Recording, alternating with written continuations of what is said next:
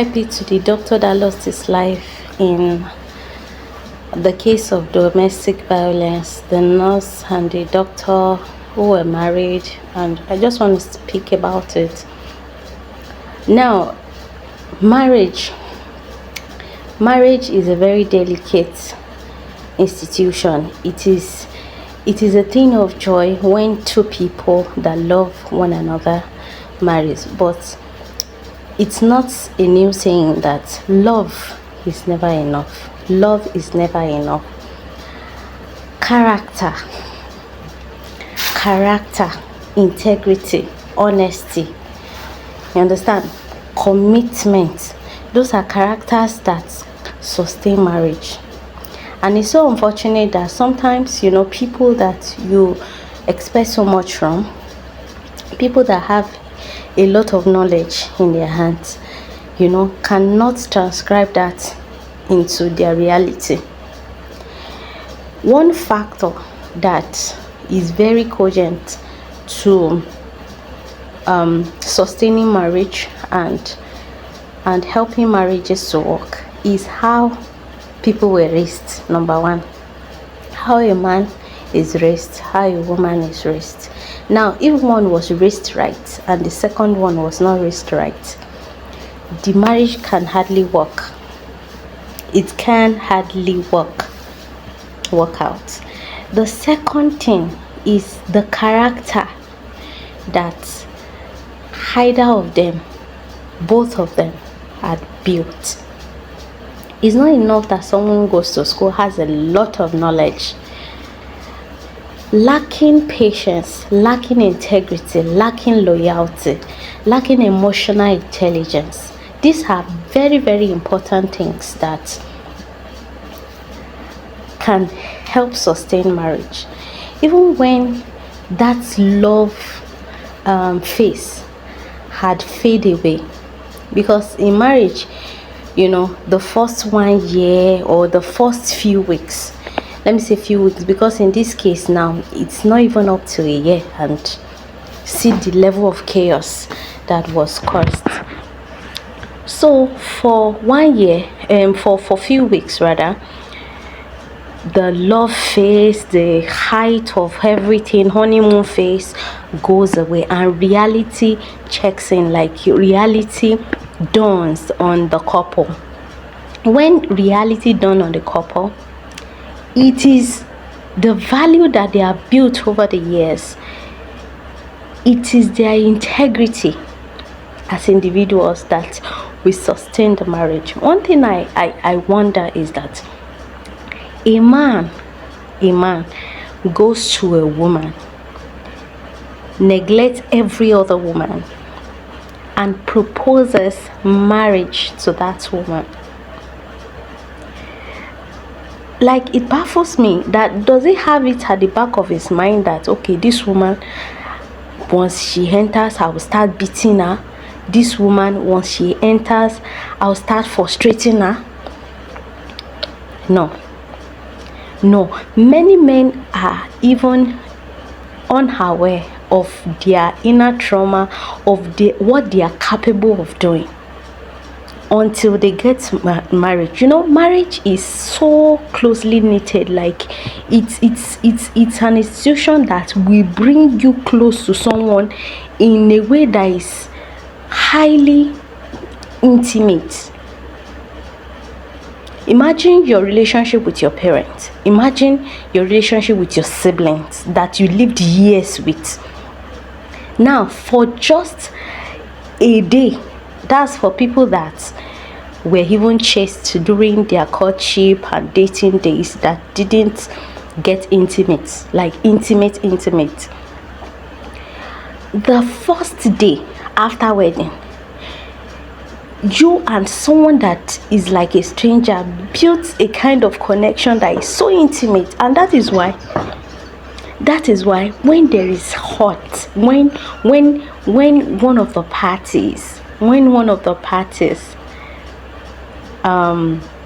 betrays the other, the level of hurt that the spouse feels, it can bring out like it can bring out rage that has never been seen from that person. Someone that was calm, that everybody knows has cool-headed, can start exhibiting a lot of rage because of the level of hurt that the partner inflicted on him or her. So that is why marriage is very, very delicate.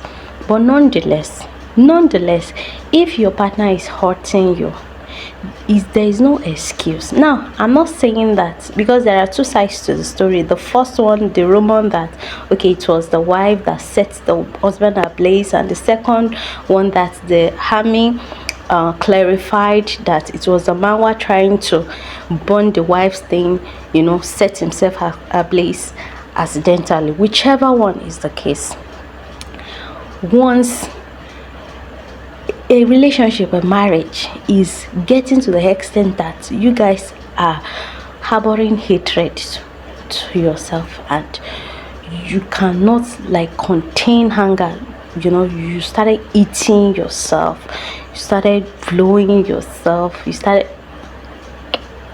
there's no point in waiting to see the end of it. There's no point, because life is the ultimate, and life is more sacred even than marriage. Life is more sacred than marriage. Life, I said again, is more sacred than marriage. So please, once the marriage is getting violent, now before it gets to physical violence, there are levels of abuse, emotional abuse, and all the rest that comes into play. Now, one of the party might try to be calm, stomaching everything, and trying to manage the situation. If it is not enough and it proceeds to physical, that's the end of it. One physical violence situation is enough for a couple to part ways, because what will be anybody's gain when one of them lose their life?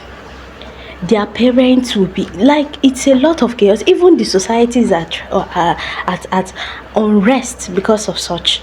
The society, no, it doesn't want it. Once it is getting to a point of domestic violence, physical violence, one occurrence is enough. One is enough for you to pack your load and leave as a woman. And as a man, if it's the woman that hates you, it's enough for you to part ways. It's enough. One physical violence occurrence. Now, before it gets to physical violence, because marriage is so complex, before it gets there, if one of the parties can successfully reduce the flame, abate the situation, because when one person is aggravating and causing I don't know how to express it. When one person is trying to instigate the other, and the other is calm, not reacting, there is a likelihood that okay, the situation is controlled. One person is not just responding, shouting, is abusing you, you just shift your focus to another thing. The situation can be abated until maybe later you involve families, friends, the church, your religious organization, whichever one. You involve the human rights activists, and the situation is resolved.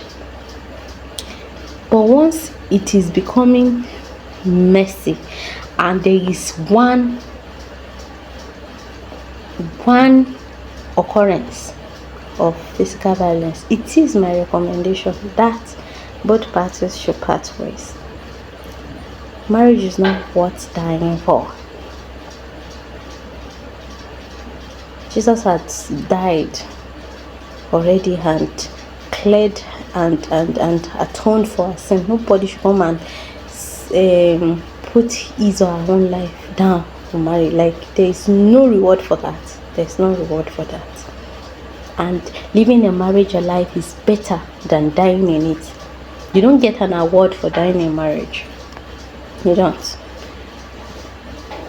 So say no to physical violence, to any form of violence in marriage.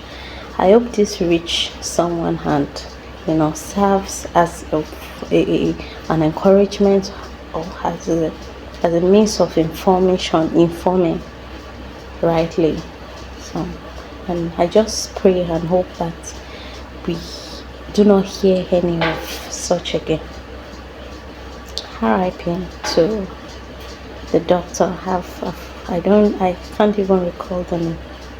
It is well.